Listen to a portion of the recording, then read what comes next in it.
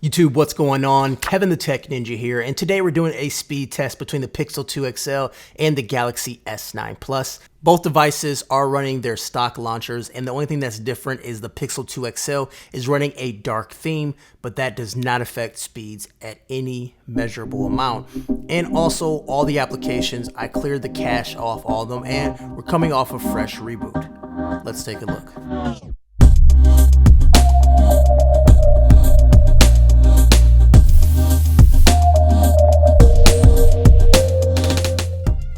On the left-hand side, we have the Snapdragon 845 processor with the Galaxy S9 Plus and the 835 processor with the Pixel 2 XL on the right.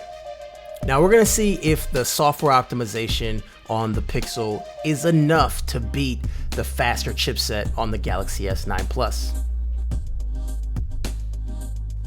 We're going to go ahead and unlock both devices off camera here. And as you can see, the Pixel 2 XL is still at its screen as it boots up. And around, I'd say 10 to 15 seconds later, the Pixel 2 XL is ready to be unlocked. All right, now that we are at both home screens, the first application we're going to take a look at is Nest. Nest is a pretty heavy application with, I think I have 4 cameras going on right now and thermostats and things like that. So the Galaxy S9 Plus was a little bit faster than the Pixel 2 XL. Now in this camera test, what I want to do is see how fast the shutter is when I'm actually tapping the shutter, if it takes a picture every time I press it down. It looks like both are keeping up, but once I start pressing it really fast, it looks like the Pixel 2 XL is probably getting every second to third one, while the Galaxy S9 Plus is actually right lockstep with me. We're gonna pop open to Reddit. Galaxy S9 Plus, once again, loads it up faster, brings in the images much faster too.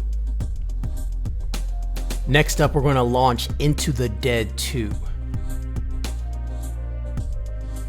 It's a pretty big game, takes a while to load, has a very long load screen. And as you can see here, it's loading much faster than the Pixel 2 XL once again. I know a lot of people like to talk about Samsung lag, but I think it's pretty much gone with this phone.